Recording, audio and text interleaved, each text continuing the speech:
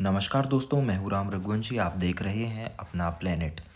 दोस्तों, आज के इस वीडियो में हम बात करने वाले हैं एमपीपीएससी 2024-25 के इम्पॉर्टेंट टॉपिक कमर्शियल बैंक पर। दोस्तों, ये टॉपिक यूनिट 6 प्रीलिम्स के अंतर्गत आने वाला एक इम्पॉर्टेंट टॉपिक है। आइए सबसे पहले हम सिलेबस पर नज़र डाल लेते हैं। ये है यूनिट 6 का टॉपिक और प्रीलिम्स में हमसे यूनिट 6 में पूछा जाएगा भारत और मध्य प्रदेश की अर्थव्यवस्था के बारे में, जहां आज हम डिस्कशन करने वाले हैं कमर्शियल मतलब वाणिज्यिक बैंकों पर। दोस्तों, इसके पहले ऑलरेडी हम शार्क, आसियान, G20 और रिजर्व बैंक जैसे टॉपिक पर बात कर चुके हैं, जिनके वीडियो इस चैनल में अवेलेबल हैं। आप जाकर उन्हें ज़रूर ब्राउज कर लीजिएगा। आज के इस वीडियो में हम बात करेंगे कमर्शियल बैंक्स पर। दोस्तों, सबसे पहले समझते हैं कि आखिरकार ये वाणिज्यिक बैंक क्या होती है। वाणिज्यिक बैंक एक ऐसी वित्तीय संस्था है जो जनता से जमा स्वीकार करती है।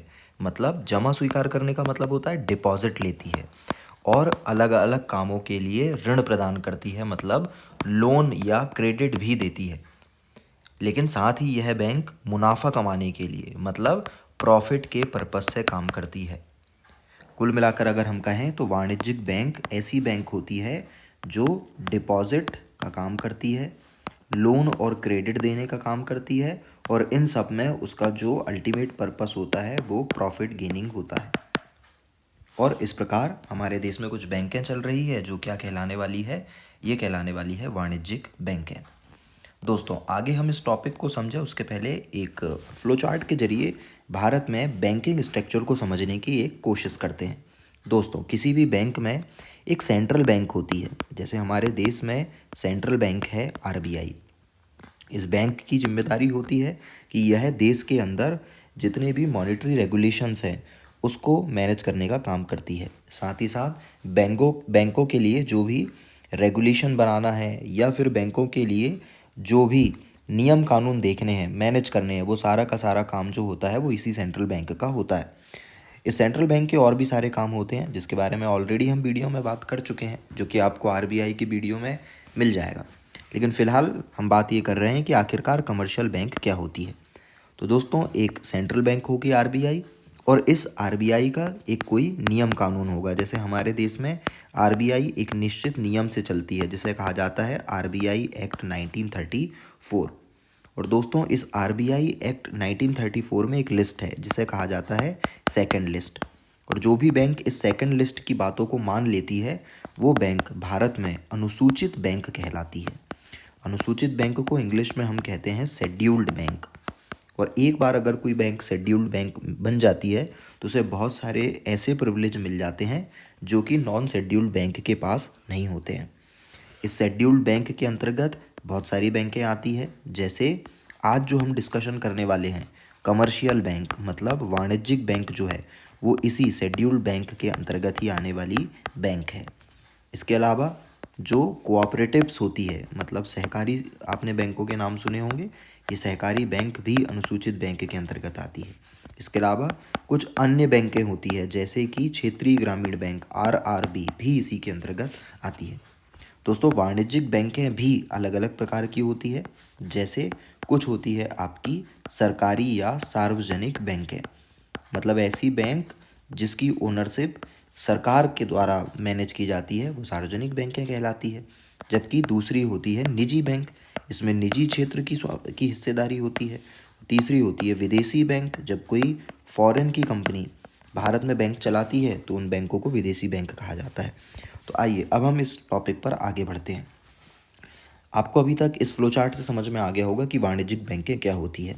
वाणिज्यिक बैंकें एक प्रकार की शेड्यूल्ड या फिर अनुसूचित बैंकें होती है जो आरबीआई एक्ट 1934 की सेकंड लिस्ट के रूल्स को फॉलो करती है, इसलिए इसे बहुत सारे प्रिविलेजेस मिले हुए हैं।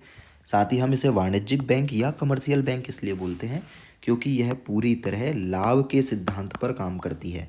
इसका जो उद्देश्य है वो है पैसे कमाना, और ये कई प्रकार की हो सकती है। जैसे एक हो सकती है आपकी सार्वजनिक बैंक, हम इंग्लिश में इसे कहते हैं पब्लिक बैंक।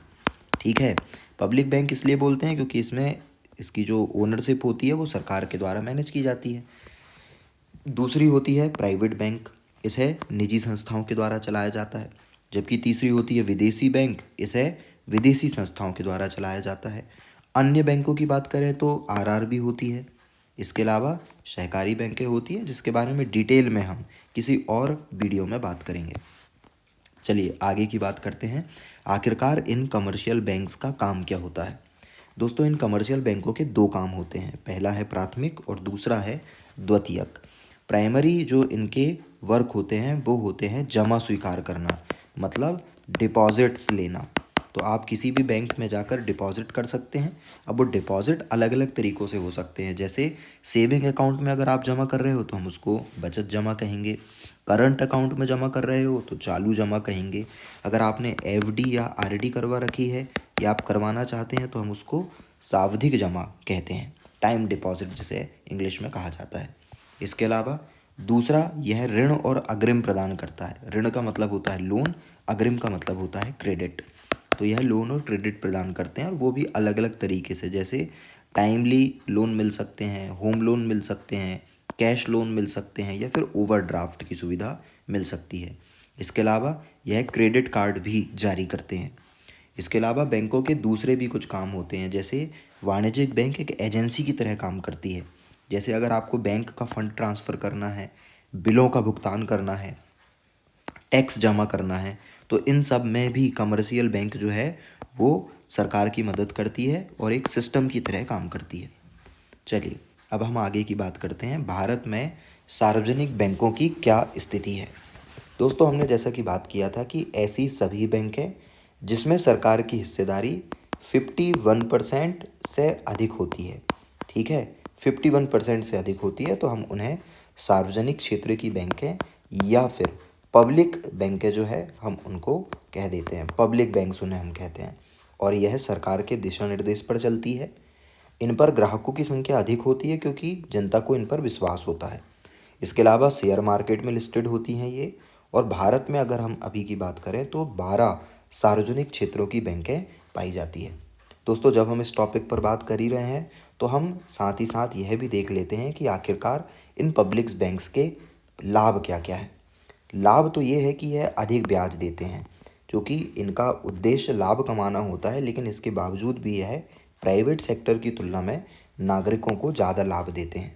इसके अलावा अगर नागरिकों को ऋण की आवश्यकता है तो कम ब्याज दरों पर यह ऋण दे देते हैं। इसके अलावा चूँकि सरकार के दिशा निर्देश पर काम करते हैं, इसलिए ग्रामीण और दूर दराज के क्षेत्रों में भी सेवाएं उपलब्ध कराते हैं, जिससे वित्तीय समावेशन जैसी स्थिति जो है वो सरकार आसानी से बना पाती है। फाइनेंशियल इंक्लूजन को करने में ये मदद देते हैं। इसके अलावा बहुत सारी सरकारी योजनाएं और सुविधाएं जैसे कर्मचारी पेंशन योजना को भी ये एग्जीक्यूट करते हैं। इसके अलावा यह कम शुल्क पर अपनी सेवाएं देते हैं। हरित क्रांति या एग्रीकल्चर पशुपालन की जो अलग अलग योजना है उसमें सरकार की योजनाओं को चलाते हैं। कुल मिलाकर सार्वजनिक बैंक देश के अंदर एक बैंकिंग इंफ्रास्ट्रक्चर को डेवलप करते हैं। इसीलिए प्राइवेट बैंकों की तुलना में ये जो पब्लिक बैंक होते हैं ना, ये ना केवल नागरिकों की मदद करते हैं बल्कि सरकार की भी मदद करते हैं और एक रिलायबल और सस्टेनेबल बैंकिंग स्ट्रक्चर हमें प्रदान करते हैं।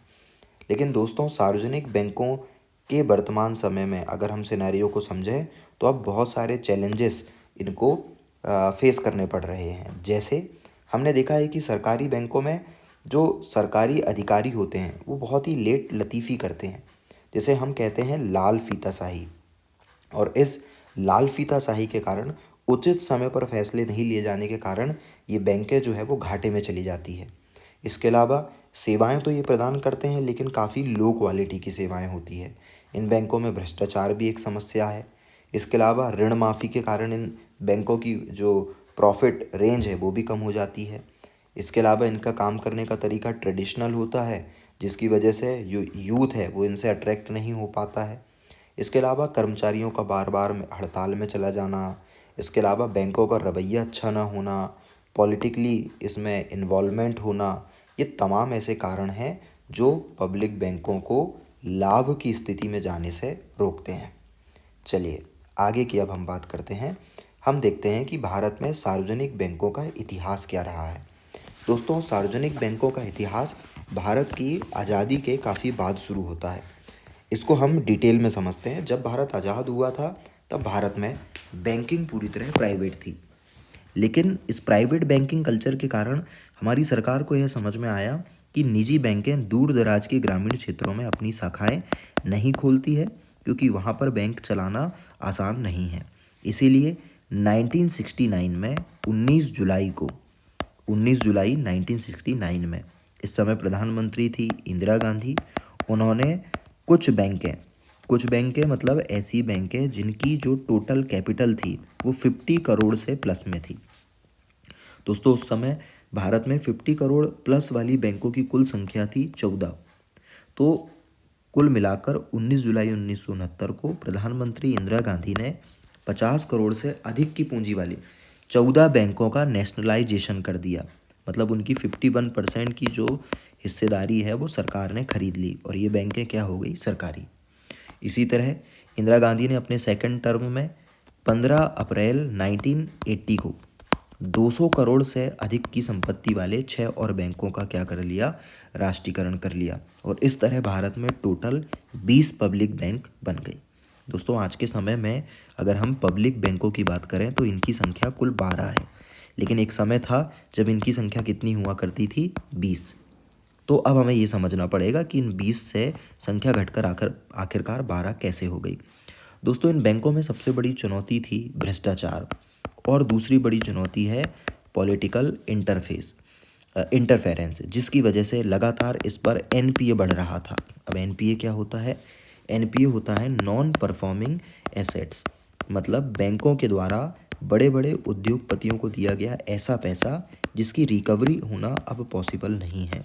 अगर हम कहें तो यह पैसा अब डूब चुका है और इसे डूबे हुए पैसे को एनपीए कहा जाता है। और एनपीए का बढ़ना मतलब बैंक का घाटे में चले जाना। तो ये बहुत सारी सरकारी बैंकें घाटे में जा रही थी, इसलिए इन बैंकों का कल्चर जो है वो धीरे धीरे खराब हो रहा था। इसलिए सरकार ने घाटे वाली सभी बैंकों को प्रॉफिटेबल बैंकों के साथ मर्ज कर दिया और इस तरीके से भारत में अब कितनी बैंकें बची है? 12 बैंकें बची है। चलिए अब हम आगे की बात करते हैं, इन 12 बैंकों की लिस्ट की हम बात करते हैं और फिर हम तैयार करेंगे इन बैंकों की लिस्ट को। दोस्तों वर्तमान समय में ये लिस्ट है, जैसे इम्पॉर्टेंट हमारी लिस्ट है, जैसे पीएनबी एक सरकारी बैंक है, इंडियन बैंक है, बैंक ऑफ बड़ौदा है, कैनरा है, यूनियन है, बैंक ऑफ इंडिया है, सेंट्रल बैंक है, ओवरसीज़ है, यूको है, बैंक ऑफ महाराष्ट्र है, पंजाब एंड सिंध है। ये सब तमाम जो बैंकें हैं ये सरकारी बैंकें हैं। लेकिन दोस्तों हमें यहाँ पर अपडेटेड लिस्ट तैयार करनी है, जिसके बारे में हम अब यहाँ पर बात करते हैं। चलिए तो दोस्तों इन 12 बैंकों को याद करने से पहले हमें ये पता होना चाहिए कि कौन कौन सी 20 बैंकें एक समय पब्लिक हुआ करती थी। चलिए इसे हम एक ट्रिक से याद रखेंगे। दोस्तों 1969 में टोटल 14 बैंकों का राष्ट्रीयकरण किया गया था और ये बैंकें जो थी यह 50 करोड़ से अधिक की पूंजी वाली बैंकें थी। इसे हम बड़े ही सिंपल तरीके से याद रखते हैं। दोस्तों सबसे पहले हम 5 बैंकों को एक ट्रिक से याद रखेंगे। पहली बैंक है बैंक ऑफ इंडिया, दूसरी जो बैंक है वो है सेंट्रल बैंक ऑफ इंडिया, तीसरी है यूनियन बैंक ऑफ इंडिया, चौथी है यूनाइटेड बैंक ऑफ इंडिया और पांचवी रहेगी हमारी United commercial bank of India. दोस्तों इसे याद रखना बहुत आसान है। पहली है बैंक ऑफ इंडिया, दूसरी है सेंट्रल बैंक ऑफ इंडिया, तीसरी है यूनियन बैंक ऑफ इंडिया, फिर चौथी है यूनाइटेड बैंक ऑफ इंडिया, फिर पांचवी है United commercial bank of India. तो 5 बैंकें ये हो गई। अगली जो बैंकें हैं उन्हें हम दो दो के पेयर में करने वाले हैं। जैसे पहली है देना बैंक और दूसरी है सिंडिकेट बैंक। तो एक हो गई देना, दूसरी हो गई सिंडिकेट बैंक। इस तरीके से हमने एक पेयर बना लिया है। अगली 2 बैंक है इंडियन बैंक और अगली है इंडियन ओवरसीज़ बैंक। तो इंडियन बैंक और इंडियन ओवरसीज़ बैंक ये हो गई 2 और बैंक। तो इस तरीके से हमने 9 बैंकें कर ली हैं। अगली 5 बैंकों को हम एक ट्रिक से करने वाले हैं और वो ट्रिक है ABCPM। दोस्तों ए से है आपकी इलाहाबाद बैंक, तो ए से हो गई इलाहाबाद बैंक, बी से हो गई आपकी बैंक ऑफ बड़ौदा BOB, सी से हो गई आपकी कैनरा बैंक, पी से हो गई पंजाब नेशनल बैंक PNB और एम से हो गई बैंक ऑफ महाराष्ट्र। और दोस्तों इस तरीके से हमने अभी तक 14 बैंकें याद कर ली है। शुरुआत में हमने 5 बैंकें याद की, फिर पेयर बनाकर हमने 4 बैंकें याद की, और फिर हमने स्ट्रिक के द्वारा 5 बैंकें याद कर ली है। अब हम बात करते हैं 1980 की। दोस्तों 1980 में 6 और अन्य बैंकों का राष्ट्रीयकरण किया गया था, जिसे भी हम ट्रिक से करने वाले हैं। दोस्तों इस ट्रिक का सहारा लेकर हम एक नई ट्रिक बनाएंगे, और वो ट्रिक है OAVC-PN। OAVC-PN।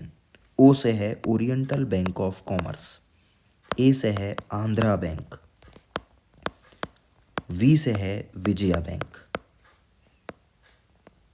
सी से है कैनरा, सी से हो गया आपका कैनरा बैंक, सॉरी सी से हो गया दोस्तों कॉरपोरेशन बैंक, पी से है पंजाब एंड सिंध बैंक, और एन से है new bank of India, new bank of India. और इस तरीके से 6 और बैंकें जो है वो नेशनलाइज हो गई। दोस्तों आगे चलकर न्यू बैंक ऑफ इंडिया जो है, इसके जो ओनर थे वह पाकिस्तान चले जाते हैं, और उन्होंने इसकी हिस्सेदारी जो है वो पंजाब एंड सिंध बैंक को बेच दी थी। इस वजह से एक बार फिर घटकर बैंकों की संख्या 19 रह जाती है, और आगे चलकर एक और बैंक नेशनलाइज कर दी जाती है जिसका नाम था IDBI। मतलब न्यू बैंक ऑफ इंडिया की जो जगह है वो एक नई बैंक ले लेती है जिसका नाम है IDBI बैंक, और इस तरह एक बार फिर भारत में 20 सरकारी बैंकें हो जाती हैं। लेकिन जैसा कि हमने बात किया था कि आने वाले समय में इनमें से बहुत सारी ऐसी बैंक है जिन बैंकों में लगातार NPA बढ़ रहा था, इसलिए सरकार ने इनका मर्जर कर दिया। तो आइए दोस्तों अब हम उसी बैंकिंग मर्जर पर बात करते हैं। चलिए बैंकिंग मर्जर की अगर हम बात करें तो बैंकिंग मर्जर में सबसे पहले, बैंकिंग मर्जर की बात करें तो बैंकिंग मर्जर में सबसे पहले बैंक ऑफ बड़ौदा में 2 बैंकें जो है वो मर्ज कर दी गई। ये 2 बैंकें हैं, पहली है विजया बैंक, तो विजया बैंक को मर्ज कर दिया गया, और दूसरी है देना बैंक, और इस तरीके से एक मर्जर कंप्लीट हुआ। अगला जो मर्जर है दोस्तों वो कहलाता है इंडियन बैंक का और इलाहाबाद बैंक का। मतलब एक हो गई इंडियन बैंक, और इंडियन बैंक का मर्जर कर दिया गया इलाहाबाद बैंक से, और इस तरीके से एक मर्जर ये हो गया और एक नई बैंक बन गई इंडियन बैंक। ये दोनों बैंक मिलकर बैंक ऑफ बड़ौदा में मर्जर हो गई। ऐसे ही एक और बैंक कैनरा बैंक जो है, इसमें मर्जर कर दिया गया सिंडिकेट बैंक का, और इस तरीके से सिंडिकेट के मर्जर होने के बाद जो कैनरा बैंक है वो एक बड़ी बैंक बन गई। इसके अलावा अगली जो बैंक है वो है आपकी POU, मतलब पंजाब नेशनल बैंक जो है, पंजाब नेशनल बैंक में 2 बैंकों का मर्जर कर दिया गया, ओरिएंटल कॉमर्स बैंक और कौन सी बैंक, यूनाइटेड कमर्शियल बैंक। और इसके अलावा अगला जो मर्जर हुआ वो हुआ UAC, मतलब जो यूनियन बैंक थी, यूनियन बैंक में मिला दिया गया 2 बैंकों को, एक तो आंध्रा बैंक का मर्जर कर दिया गया और अगला कॉरपोरेशन बैंक का मर्जर कर दिया गया।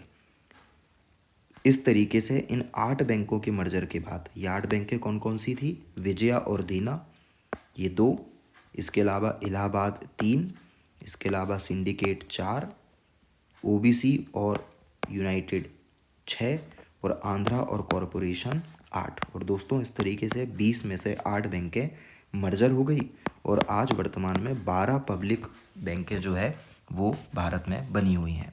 चलिए दोस्तों इस PDF को आप टेलीग्राम चैनल ram.x.note से प्राप्त कर सकते हैं, और वहाँ पर आपको सेम यही PDF अवेलेबल हो जाएगी, जिसके द्वारा आप इसे आसानी से नोट डाउन कर याद कर लीजिएगा। चलिए अब हम आगे बढ़ते हैं और बात करते हैं कि भारत में विदेशी बैंकों की क्या स्थिति है।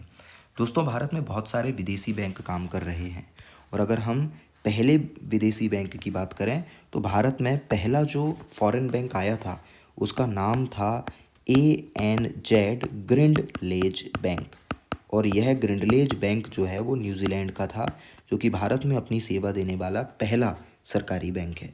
दोस्तों बहुत सारे देशों की बैंकें भारत में काम कर रही है, जिसमें से हमें कुछ प्रमुख बैंकें देखनी है। जैसे बांग्लादेश की बैंक है सोनाली, जो कि भारत में अपनी सर्विसेज देती है। ऐसे ही चाइना की 2 बैंक है दोस्तों, पहली है बैंक ऑफ चाइना और दूसरी है industrial and commercial bank of China. दोनों में ही चाइना नाम आ रहा है, इसलिए इसे याद करने की आपको आवश्यकता नहीं है। जर्मनी में है ड्यूस बैंक। इसे हम कैसे याद रखेंगे? मान लीजिए हमने एक जर्मन शेफर्ड जो है वो ले रखा है, पैट है हमारे पास जर्मन शेफर्ड, और उसका हमने नाम रख दिया है ड्यूस। तो ड्यूस जो है वो जर्मनी की बैंक हो गई। कतर देश की दो बैंकें हैं, एक तो कतर नेशनल बैंक, चूँकि इसमें नाम कतर आ रहा है इसलिए इसे याद आपको रखना नहीं पड़ेगा, और दोहा जो है वो कतर के अंतर्गत ही आता है, इसलिए आपको इसे भी याद रखने की ज़्यादा आवश्यकता नहीं है। रूस में है स्वर्ज बैंक, और यह इम्पॉर्टेंट है दोस्तों, इसलिए आप इसको याद रख लीजिएगा। जैसे हमने सोनाली बांग्लादेश में देखा है, वैसे ही स्वर बैंक जो है वो रसिया में है। सिंगापुर की है DBS बैंक, और यह बहुत इम्पॉर्टेंट है क्योंकि इसे वर्ल्ड की सबसे बेहतरीन बैंक का दर्जा मिला हुआ है। इसके अलावा अफ्रीका की है फर्स्ट रैंड बैंक, और इसे हम कैसे याद रखेंगे? तो इसे आप याद रखिएगा दोस्तों, अफ्रीका की जो करेंसी है वो रैंड है, और उसी से फर्स्ट रैंड बैंक बनी हुई है। कोरिया की है सिन्हन और बुरी, जबकि श्रीलंका का पुराना नाम सिलोन था, तो श्रीलंका की बैंक का नाम है बैंक ऑफ सिलोन, जो भारत में व्यापार कर रही है। चलिए, ऐसे ही UAE की अगर हम बात करें तो Abu Dhabi, Emirates, First Abu Dhabi, Mashreq, ये सब UAE की बैंक है जो उतनी इम्पोर्टेंट नहीं है। दोस्तों, दो और देश हैं जिनकी बैंकें भारत में बहुत महत्वपूर्ण हैं।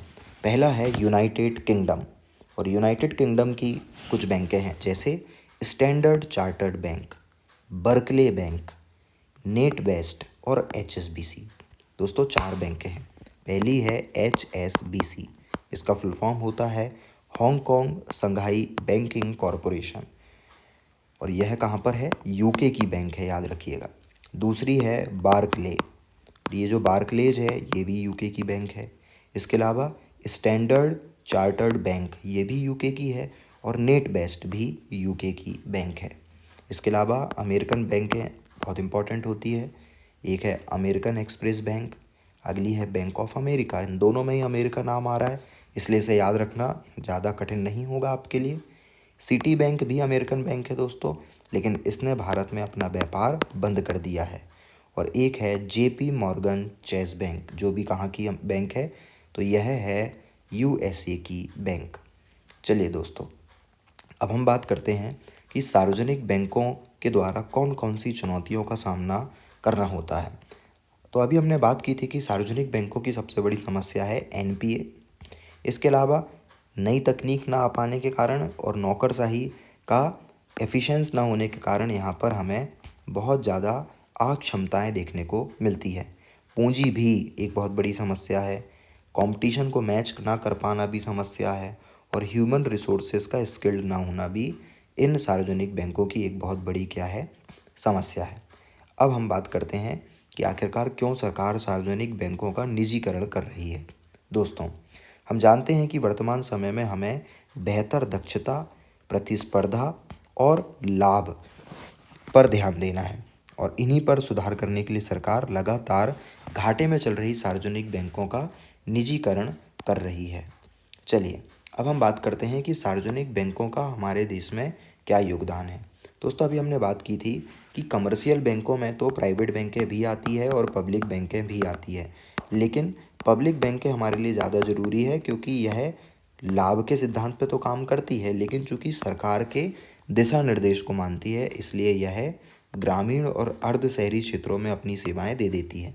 जबकि प्राइवेट बैंकें पूरी तरह लाभ के सिद्धांत पे काम करती है, और वह ऐसे क्षेत्रों पे क्यों जाएगी जहां उसे लाभ नहीं मिलता। इसलिए अगर हमारे देश के अंदर फाइनेंशियल इंक्लूजन लाना है तो पब्लिक बैंकों का होना ज़रूरी है। इसके अलावा यह प्राथमिक क्षेत्र को ऋण देती है, जैसे एग्रीकल्चर, MSME, एजुकेशन, सरकारी योजनाओं को करवाती है जैसे जनधन योजना, आर्थिक स्थिरता लाती है, और सामाजिक जिम्मेदारी को निभाती है, जैसे जो समाज के कमज़ोर वर्ग हैं वो इन बैंकों में सेवाएं ले सकते हैं। तो दोस्तों, ये था हमारा टॉपिक कमर्शियल बैंक का, जो आपको समझ में आया होगा। दोस्तों, आप इंस्टाग्राम पर ram.x.note सर्च करके मुझसे कनेक्ट हो सकते हैं। साथ ही टेलीग्राम पर ram.x.notes चैनल के द्वारा PDF जो है वो प्राप्त कर सकते हैं। धन्यवाद।